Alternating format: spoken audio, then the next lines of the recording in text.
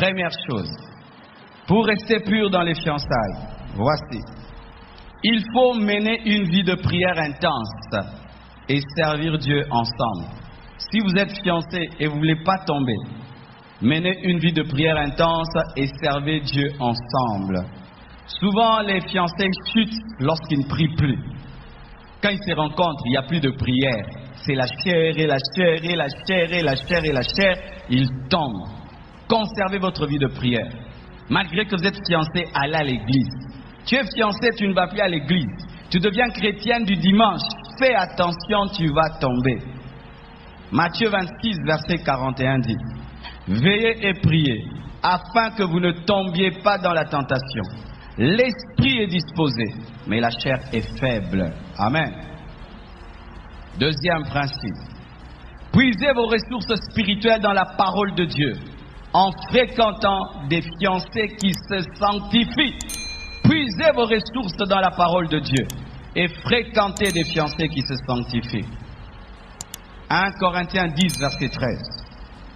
Aucune tentation ne vous est survenue qui n'ait été humaine, et Dieu qui est fidèle ne permettra pas que vous soyez tentés au-delà de vos forces.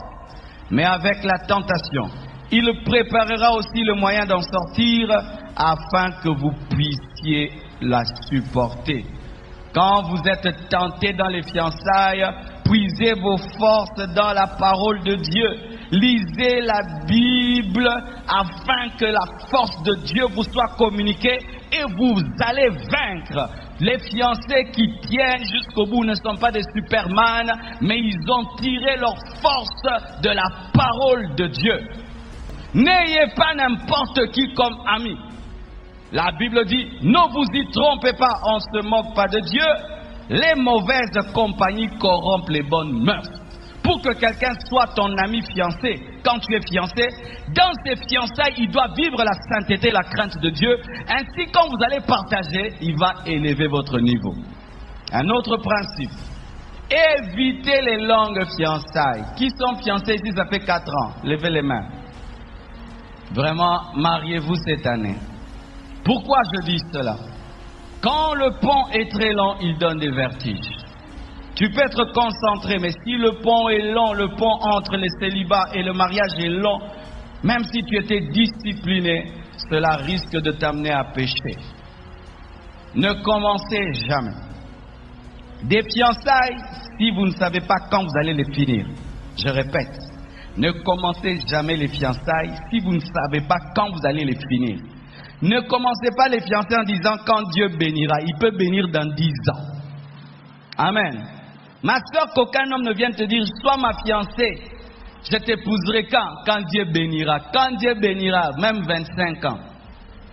C'est pourquoi je vous déconseille de dire je t'aime sans avoir l'argent en poche. Ne dites pas je t'aime sans l'argent en poche. L'argent, c'est les freins qui arrêtent les fiançailles. Si tu commences les fiançailles sans l'argent, tu es comme quelqu'un qui démarre une voiture sans les freins. Maintenant, quand tu seras dans les ravins, au freiné, et eux qui t'accadent, l'argent te permet de dire je t'aime, et puis je t'épouse dans 6 mois. Je t'aime, je t'épouse dans 1 année. Je t'aime, je t'épouse en 1 année. Si tu n'as pas l'argent, frère, oublie les choses de l'amour. Amen. Étudie, cherche le travail. Jusqu'à ce que tu aies le travail, tu as fini tes études et tu peux. La Bible dit, bâtis ta maison avant d'inviter quelqu'un dedans. Amen. Hein? Arrêtez ces choses. Toi-même, tu es incapable de te nourrir, incapable de te vêtir. Tu vas dire à une fille, je t'aime. Bien aimé, tu ne t'aimes pas. Beaucoup de gens tombent dans l'impudicité à cause de l'argent. Fiançailles de 5 ans. Imagine 5 ans, frère. 5 ans. 5 ans. 5 ans, fois 365 jours. Tu ne t'aimes pas, tu te mets dans des situations compliquées, vous allez commencer à demander pardon, vous tombez, vous demandez pardon, vous tombez, vous avortez, vous tombez, vous avortez encore, vous tombez, vous demandez pardon, vous tombez, et ça fait quoi? Quand vous vous mariez, vous ne vous aimez plus, vous ne vous aimez plus, vous ne vous aimez plus, tellement que vous avez tout fait dans les fiançailles, maintenant votre mariage n'a pas de goût. Et vous êtes étonné des gens après 2 ans de mariage, 1 année, on veut divorcer. Pourquoi? Ils ont tellement tout fait avant. Je vous conseille d'avoir 1 année de fiançailles, 2 ans, 3 ans maximum. Là, 3 ans vraiment maximum. Amen. Quand ça commence à aller vers les 4 ans, c'est vraiment dangereux, à moins que Dieu vous ait parlé. Amen. Hein? À moins que Dieu vous ait parlé. Un autre principe. Écoutez vos parents et vos pères spirituels, vos responsables spirituels, vos pasteurs, vos encadreurs. Si vous voulez vaincre l'impudicité dans les fiançailles, il faut écouter. Comme quand je te parle comme ça, il faut écouter.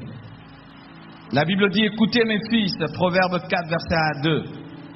L'instruction d'un père, et soyez attentifs pour connaître la sagesse, car je vous donne des bons conseils, ne rejetez pas mon enseignement. La surveillance des parents, la surveillance des responsables, les conseils nous aident. Il a été démontré que les personnes qui sont dans des bonnes familles, dans lesquelles vraiment on suit les détails, ont des fiançailles pures. Parce que maman ne peut pas permettre que son garçon puisse être avec une fille dans la chambre jusqu'à 23h, 1h. La maman va dire, sors d'ici, rentre chez toi. Mais quand tu es dans une famille dans laquelle on ne parle pas, on ne dit rien, tu tombes. Les conseils des parents, le contrôle des serviteurs de Dieu. Quand tu es dans une église dans laquelle on est dur, avant le mariage, beaucoup de gens se marient purs. Mais quand on est laxiste avant le mariage, il y a des avortements et les gens se marient impurs. Il faut aimer. Lorsque quelqu'un se tient à la chair pour te dire ne tombe pas dans l'impudicité avant le mariage, aime ça. Il ne faut pas haïr. La parole, le conseil te préservera. Avoir des parents qui sont durs, c'est très bien. Avoir des parents qui sont durs, c'est très bien. Avoir des frères et sœurs durs, c'est très bien. Ça te préserve de la honte. Une autre chose, évitez les conversations impures, ainsi que les pensées impures. Ayez des vrais dialogues. Dis à ton voisin, vrai dialogue. Hébreux 9, verset 14 dit, partie B, combien plus le sang de Christ qui par l'Esprit éternel s'est offert lui-même sans tâche à Dieu, purifiera-t-il vos consciences ou vos pensées des œuvres mortes afin que vous serviez le Dieu vivant. La Bible nous dit aussi que la vie et la mort sont au pouvoir de la langue. Souvent les fiancés tombent dans ce piège de ne parler que de sexualité, tout le temps. Il parle que de sexualité. Toi, tu aimerais que je te fasse quoi? Toi, tu aimerais quoi? Tu aimerais quoi? Toi, tu aimes quoi? Tu aimes quoi? Tu aimes quoi? Bien aimé, à force de parler, la confession amène la manifestation. Vous êtes dans une chambre désert du temps. Vous ne parlez que de sexualité parce que vous êtes fiancé. Non! Parlez de la Bible, parlez d'autres choses, vous en parlez un peu. Ce n'est pas qu'il ne faut pas en parler. Lorsqu'on est fiancé, il faut en parler parce que ce sera votre future vie. Mais évitez, lorsque vous parlez de sexualité dans les fiançailles, d'en parler de manière impure. C'est la manière d'en parler qui détermine la pureté ou l'impureté. Sachez ceci en matière de pensée, qu'il n'y a pas de vaccin contre les pensées impures si vous les encouragez. Amen. Hein? Avant que ta fiancée ne vienne te voir, tu as des mauvaises pensées sur elle, tu risques de tomber. Avant que tu ailles voir ton fiancé, tu as des mauvaises pensées, tu risques de tomber. Les pensées mauvaises ne peuvent être vaincues si elles sont encouragées. Pour qu'une pensée ne reste pas en toi, tu dois haïr cette pensée. Mais si tu encourages des mauvaises pensées, tu auras des mauvaises actions. Veillez sur vos pensées. Si tout le temps tu penses coucher avec ta fiancée, tu finiras par coucher avec elle. Si tu penses tout le temps t'offrir à ton fiancé, tu vas finir par le faire. Veillez sur vos pensées, veillez sur vos paroles. Si vous sentez vos paroles sont tout le temps impures, faites attention, l'impudicité guette à votre porte. Évitez de vous retrouver pendant longtemps dans un endroit qui peut favoriser la tentation. Évitez de porter des vêtements qui éveillent les désirs érotiques lors de vos rendez-vous. Vous savez, dans Genèse 39, versets 11 à 12, la femme de Potiphar a attendu que la maison soit vide pour tenter Joseph. Elle a attendu que ce soit vide. Et quand vous êtes fiancés, ayez la stratégie de vous rencontrer dans des endroits où les gens passent et repassent. Amen. Hein? Mais si vous cherchez des ghettos sombres, vous aurez à tomber parce que c'est un endroit qui favorise le péché. L'homme n'est pas un chien qui couche sur la route. Il a toujours besoin d'un endroit caché pour le faire. Alors quand vous êtes fiancés, évitez les endroits cachés. Mes sœurs, faites attention à vos corps quand tu passes par l'ovulation. Toute femme mature connaît l'ovulation. Quand ton corps te dérange, fais attention. C'est souvent en cette période-là que les femmes tombent. Alors quand tu es fiancé, tu sais que tu traverses l'ovulation. En cette période-là, tu dois être davantage discipliné. Et si tu sens vraiment que ton ovulation te dérange et t'amène vraiment à faire n'importe quoi, ne vous rencontrez pas jusqu'à ce que ça prendra fin. Et arrêtez de vous envoyer des photos bizarres quand vous êtes fiancés. Aujourd'hui, je ne sais pas quelle maladie a attrapé les gens. Et se prend une photo plongeante. Piou. Attendez, vous mariez. Des gens qui disent qu'ils sont fiancés, mais ils s'envoient des trucs bizarres. Et un jour, s'envoyant, ça va maintenant en désordre. Qu'est-ce que tu envoies à ta fiancée? Qu'est-ce que tu réclames comme photo à ton fiancé, à ta fiancée? Qu'est-ce que vous vous envoyez? Comment vous pouvez vous envoyer des photos de vos corps, de vos parties intimes et vous attendez à vivre dans la sainteté, bien-aimé? Vous-même, vous êtes en train de solliciter le diable. Et vraiment, ma soeur, hé, il t'a pas épousé, il est chez eux, il t'a dit envoie. Toi aussi tu prends, tu envoies. Hé, tu as quel âge? Et tu es dans son téléphone, donc il peut en faire ce qu'il veut, il peut même montrer à ses amis. Hé, ça c'est quoi qui vous arrive? Comment vous n'avez même plus de respect de vous-même? Chers parents, ce téléphone que nous donnons à nos enfants, tu as quelle photo dans ton téléphone? Vous vous envoyez, ils appellent ça, c'est l'amour, je l'aime. Bien aimé, non pas à ce point. Évitez ces photos-là. Évitez de regarder des mauvais films ensemble, des fiancés qui mettent des mauvais films et puis ils regardent. Mais après que le film, parce que le film prend 1 heure du temps, après quand le film va finir, évitez cela. Un autre point, apprenez le vrai sens de l'amour, car l'amour est différent de la passion. Dis à ton voisin, l'amour n'est pas la passion. Nous voyons dans la Bible la passion. Amnon, qui semble aimer Tamar, mais quand seulement il couche avec, il la jette comme une chaussette. Dalil a dit, si tu m'aimes, révèle-moi le secret de ta force. Samson lui révèle le secret de sa force. Elle coupe ses cheveux. Des fois, nous pensons aimer, mais ce n'est pas aimer. Et souvent, au nom de l'amour, les hommes, les femmes réclament des choses. Si tu m'aimes, fais ceci. Si tu m'aimes, fais ceci. Si tu aimes même, je dois lui prouver que je l'aime. Beaucoup de fiancés sont passionnés les uns pour les autres, mais ne sont pas amoureux. Ils s'aiment pour des intérêts égoïstes. Ils s'aiment pour le plaisir, pour combler leur solitude et rien d'autre. Ainsi se font des chantages. Tel m'aimait beaucoup et me donnait tout. Mais toi tu dis que tu m'aimes, tu ne fais rien. Je ne crois pas que tu m'aimes. Et maintenant on te culpabilise. Il risque de croire que je ne l'aime pas, je dois céder. C'est faux. L'amour patiente, l'amour respecte. L'amour patiente, l'amour respecte. Un homme qui aime patiente et il respecte. Mais si c'est le chantage, c'est de la passion. Et si quelqu'un, après un tel chantage, s'en va, ce n'était pas de Dieu. Alléluia. Une autre chose. Marchez dans la présence de Dieu et des saints anges. Un grand secret. Si vous voulez rester pur dans les fiançailles, ayez toujours conscience de la présence de Dieu. Et dites-vous, nous ne ferons jamais ce qui peut attrister le Saint-Esprit et nous ne ferons jamais ce qui peut chasser les anges. Car la Bible dit que l'ange de l'Éternel campe autour de ceux qui le craignent. 2 fiancés qui marchent dans la crainte de Dieu sont accompagnés des anges. Et quand vous péchez, les anges se retirent. Alors prenez cette décision. Nous ne ferons jamais rien qui va chasser les anges. Nous ne ferons jamais rien qui va attrister le Saint-Esprit qui est en nous. La conscience de la présence de Dieu va t'empêcher de pécher parce qu'il n'y a pas un seul endroit où il n'y a pas Dieu. Vous pouvez vous cacher dans des chambres, éteindre la lampe, mais la conscience de la présence de Dieu vous empêchera. Alléluia.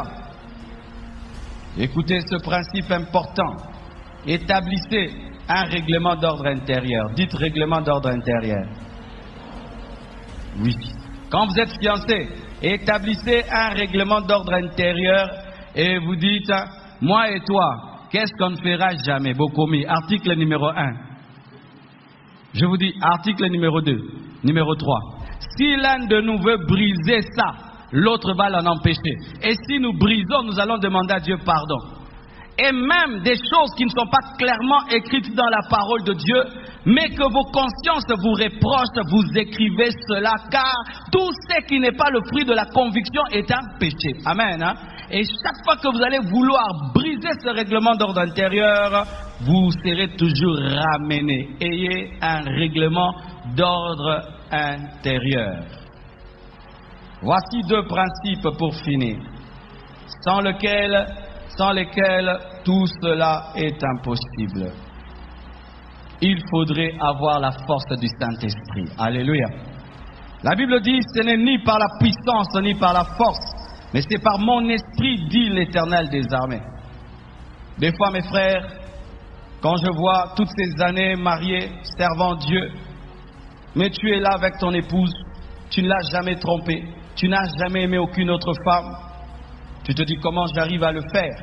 Aujourd'hui tu as les moyens, aujourd'hui tu as des relations, aujourd'hui tu peux aller partout où tu vas.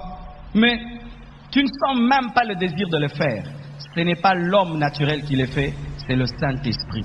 Et des fois mes frères, lorsque nous voulons parvenir à la sainteté, nous parvenons souvent, nous cherchons des disciplines, alors que le premier secret, ce n'est pas la discipline, c'est une personne, le Saint-Esprit.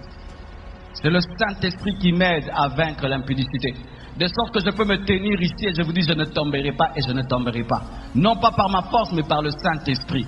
Tous les jours de ma vie me conduit. Cette journée, il m'a dirigé du matin jusqu'au soir. Demain, il va me diriger du matin jusqu'au soir. Et comme le Saint-Esprit ne conduit jamais vers la chambre basse, je me retrouverai toujours dans la chambre haute, le Saint-Esprit.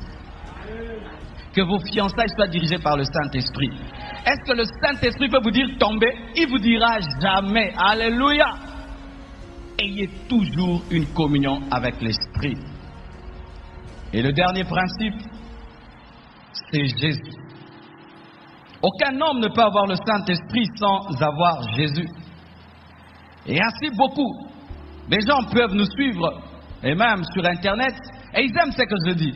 Ah, moi aussi j'aimerais avec mon fiancé ne rien faire. Si vous n'avez pas donné vos vies à Jésus, si vous n'êtes pas né de nouveau, si vous n'êtes pas de nouvelles créatures en Christ, vous ne pourrez pas.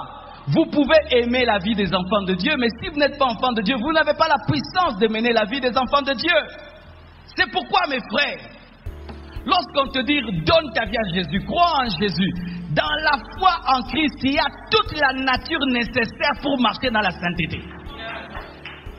C'est pourquoi je vous dis, mes frères, un vrai chrétien, tout ce que j'ai dit est facile. C'est pourquoi n'ose jamais te fiancer à un païen. Pourquoi? Toi, tu as la nature, lui n'en a pas.